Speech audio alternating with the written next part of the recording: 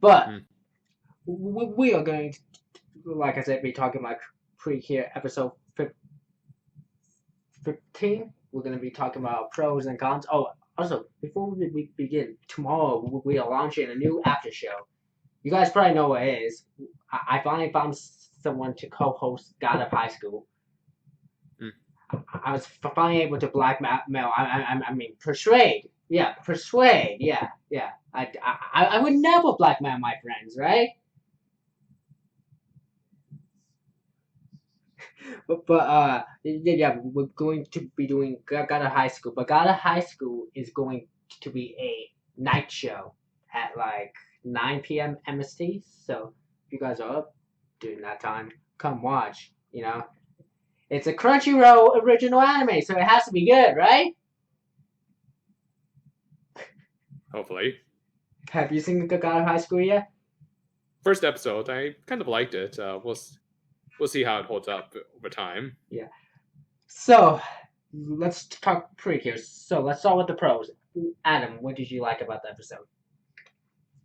Overall, I thought it was a pretty real like uh, after the return from the coronavirus. It's probably like the best episode we've gotten so far. I'd say, with just like a lot of good interactions between Ravlin and Nodoka. I wasn't at first. I wasn't sure. I think I brought this up last week. I wasn't sure if they were going to be able to pull it off. Like, not make it too much of a stupid conflict. In a sense, when you say it out loud, it is a stupid conflict, just an argument over a plushie. But the reason for it was a little bit more believable. Like, somebody not be able to wanting to express their love for a hobby as much, which Yeah, I think we can all relate to that. Though I money do you think I spent on all that? though I kind of grew early mid like 90s. So as I was entering like end of elementary and middle school, I felt like it was slowly starting to become more acceptable. Because surprisingly, I never got bullied like in middle school and high school. I'm I'm surprised. I feel like I should have. With between my speech impediment, being special needs, and all that stuff. Like, but I did not get bullied. Yeah, something. Yeah, I went to a lot of special needs schools, and yet even those special needs schools, there were some bullies. So, like, what can you do? Yeah.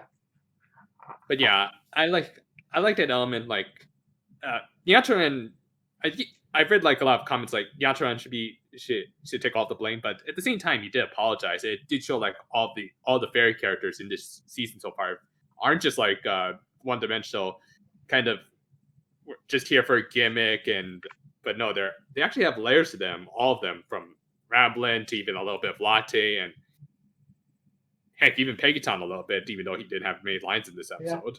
Yeah. I'm like I'm really liking the mascot characters. I think the relationship between these partners are way better than a certain other show, which we will not mention. But yeah, I like the relationships. So They actually act like people, not just one dimensional things that have to be sold. That for that they have the lavender dharma to sell. I feel like when we get to our cons, you're gonna have a lot to talk about that thing. Not really a con, I would say. Just maybe in the meta sense, it's a con, but that's not for the show itself. The show, yeah, the episode had a lot of positives. I like the characters. The show, what was that? The I like some of the. Hold on, let me think. I like some of the. I do think I like some of the humor in it as well. Like, what was I thinking about? Oh, it'll come to me later. Yeah, just a really good character focused episode, and yeah, that's all I really, and also really good animation this week from Ken Ueno. So yeah, that's pretty much all I have to say. Uh, Adam and his animator knowledge. What would I do without you? Like if I didn't have it, I'd be like this animator, whatever his name, cool looking. Maybe I don't know. Hmm. So but Anything else you liked from the show? I also kind of liked the writing was a little bit on the satirical side, but because of the I know this writer Gene Tanaka, he's always just like almost a trolling. I get the feeling like he's almost a trolling writer who just like includes a lot of attachments to the Precure fandom. So perhaps all this talk about being embarrassed by your hobbies, like maybe some big friends who are into magical girl shows or something like that. Like maybe Yeah, Ramla is supposed to yeah. represent the big friends. Do you think it's okay to, I guess, satire your fandom, or do you think Sure, why not? like As long as it's not overboard, and he doesn't. G Tanaka doesn't really go overboard. I would say he just there's just kind of a little slide to his writing almost.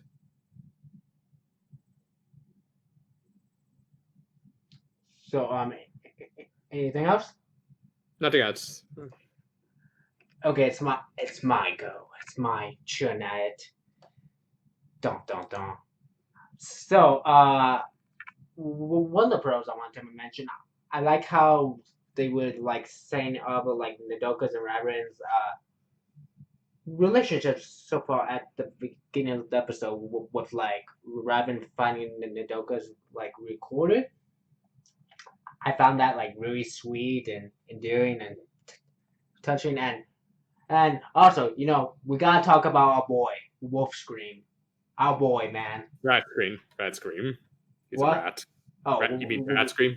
why You did I said even Wolf. write Wolf Scream? I don't know. I was in a That's what? definitely not Wolf. What the hell? I mean, Are you thinking about being a? maybe I don't know. I still need to finish that, but no, I literally wrote Wolf Scream. Oh my, but Rat Scream. I have a Wolf Scream. Oh my god.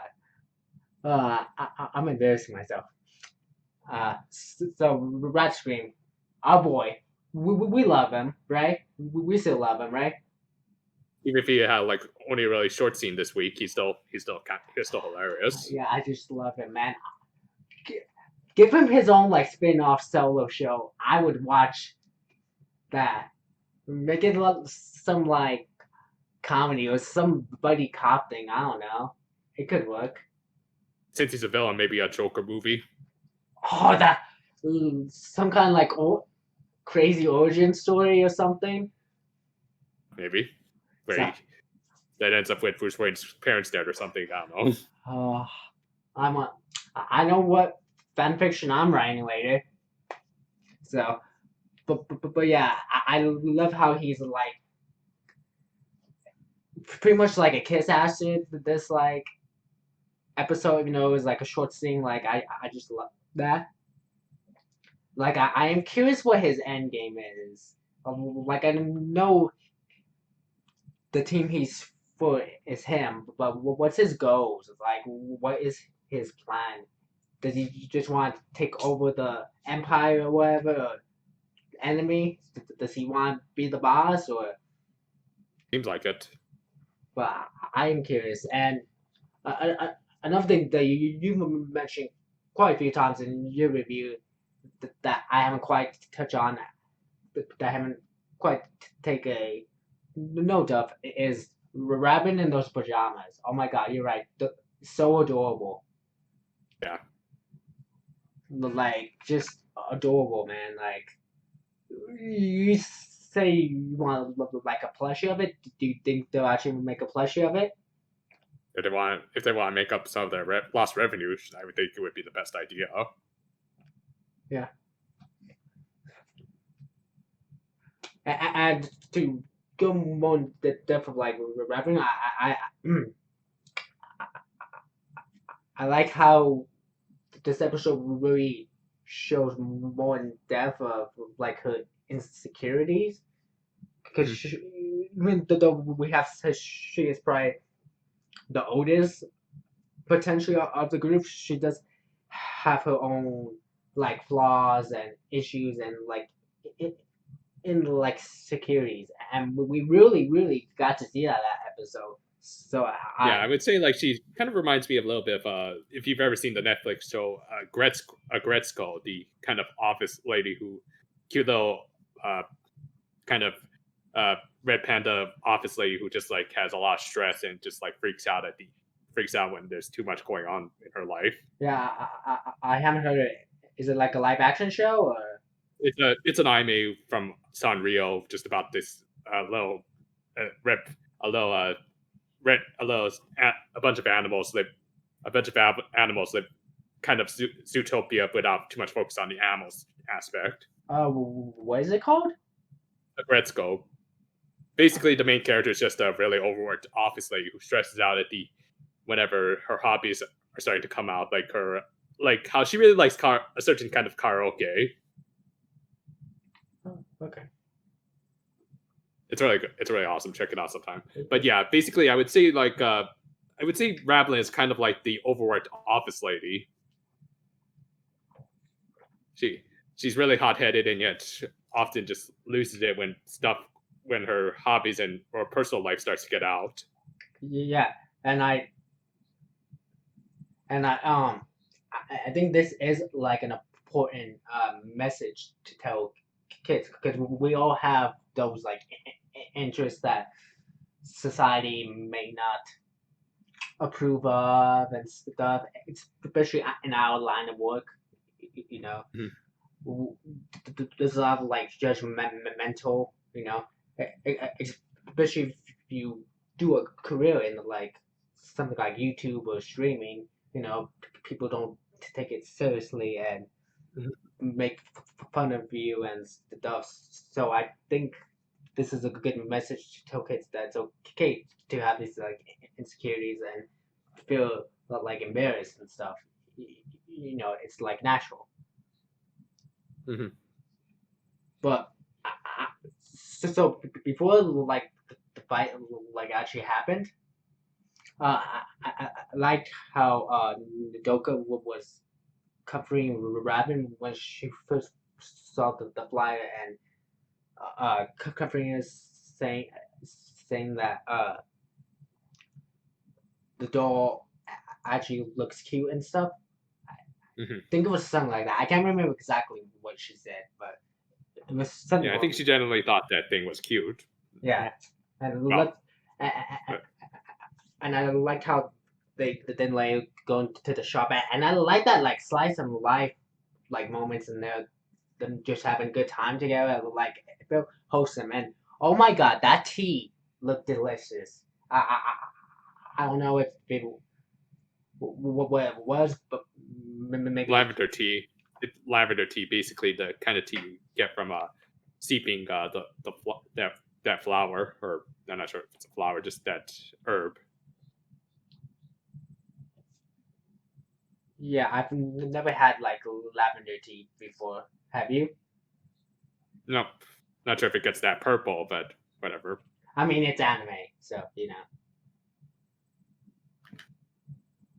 But yeah, that tea looked delicious. I wanted that, and like I said, I like the slice of the slice of life moments. So let's kind of get into the actual like kind of argument, but from the like pros perspective. That so I like how this is pretty much Nadoka's like first real like negative experience, because a lot of the show has her experience a lot of stuff from the like first time since she was like sick. You know, first time making friends, first time doing this, first time doing this. A lot of it has Mhm. generally been positive, but I like how this episode's dealing with the idea that not everything's going to be sunshine and rainbows. You are going to have some negative experiences for the first time. I really like that. I thought that was cool. What about you? Yeah, that's good. Like showing that she's still like basically. I would imagine for much of for hospitalization, she was like just surrounded by people who were always encouraging her, telling her, "You're doing great, Noka. You're doing great." Even though deep down, I think even though deep down they were more than likely worried about her health, but they always had to include positive reinforcement. So have having her finally get some negative reinforcement is showing she how she does really want to help others, but at the same time, it is stressful for her.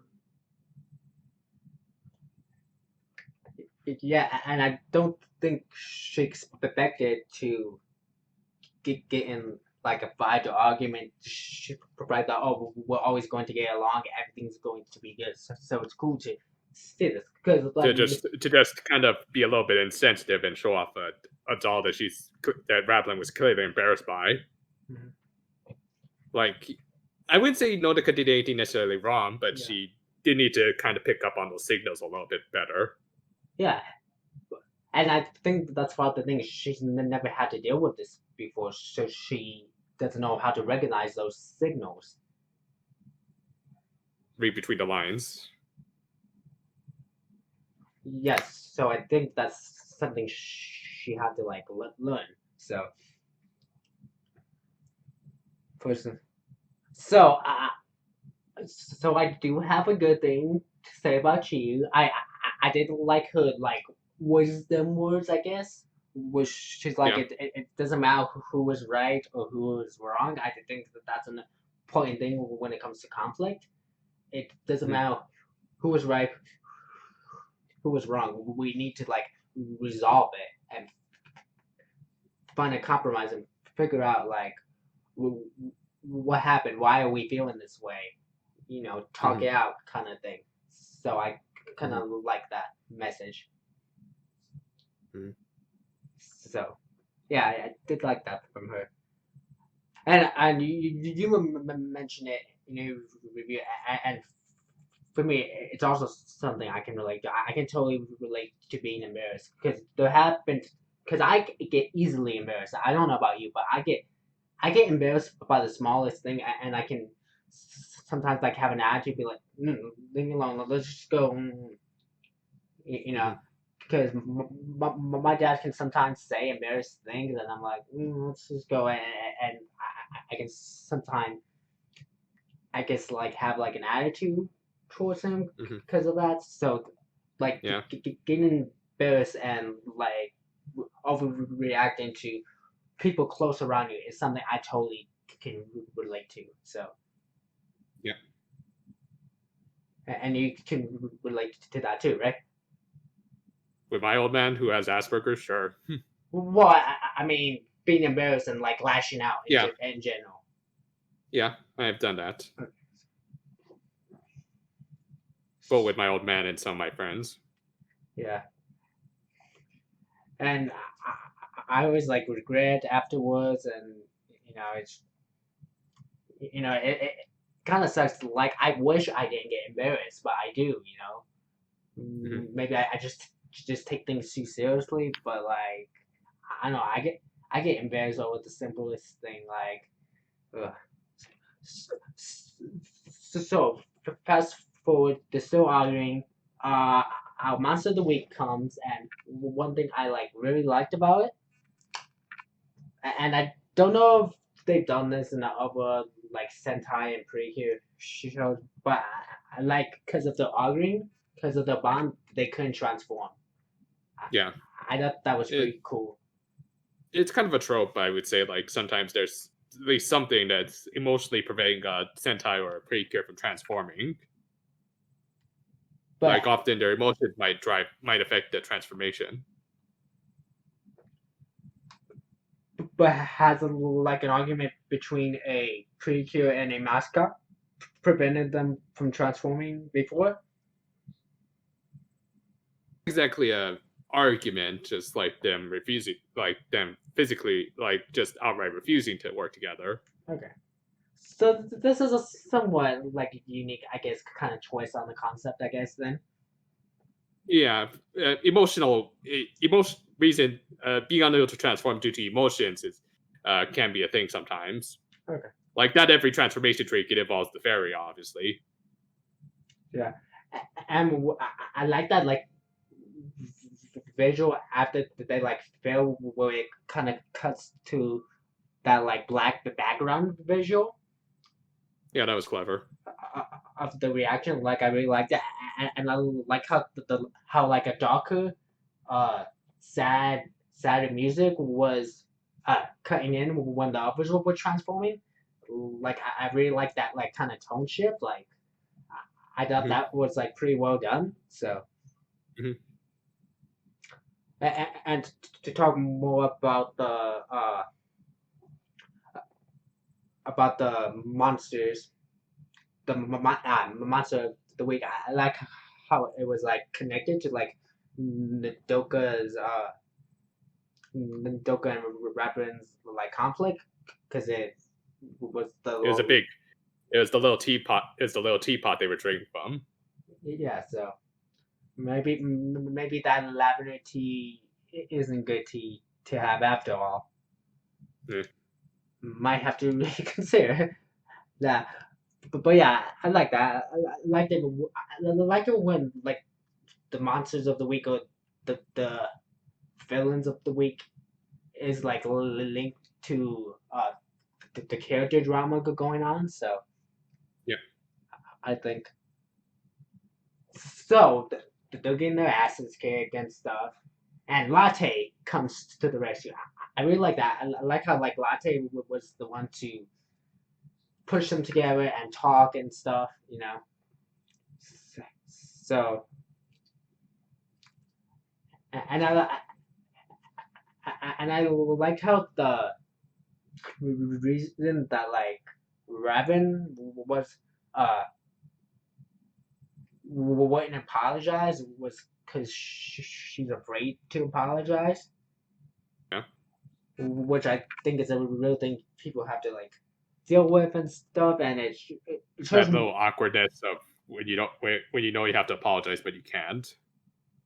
and it's not just awkward, it's like being afraid and afraid to owning up to your mistakes and just afraid and it makes it harder and harder to talk to that person and it can sometimes just cause people to drift apart Yeah, as, I brought this up in my review. I love that little shot of like Rablin in Nodika's room and with and sits and you notice that the lights weren't on, so she was just literally just sitting there in the dark, like not doing anything, basically, just sitting there like, should I apologize? yeah Just great direction there.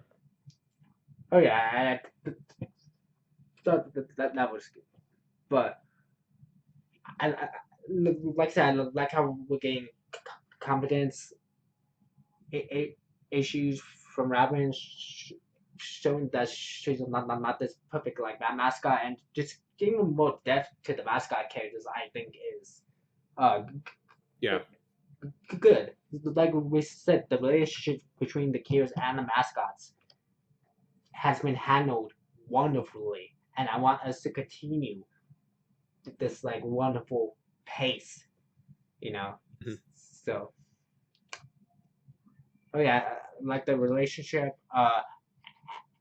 I mentioned it before, but I like how like uh people arguing and like quarrels are pretty much a new concept for Nadoka. Like at the end, she's like uh she's like how do we prevent calls from happening and saying like this is like a new concept for her and stuff like I like that uh bit at the end so Yep. and I'm curious whether like new negative things is Nadoka going to experience you know Mhm. so I hope they keep up showing like new positive things for Nadoka but also some negative stuff because Mhm. you know she's been hospitalized for like so long, so she's pretty much like experiencing the war for the first time, and the war does have a lot of good stuff in it, but it also has a lot of bad stuff. But can that good stuff overweigh the bad stuff? I like those ideas. So maybe I'm just reading too much into a magical girl show for little girls, but you know, Mhm.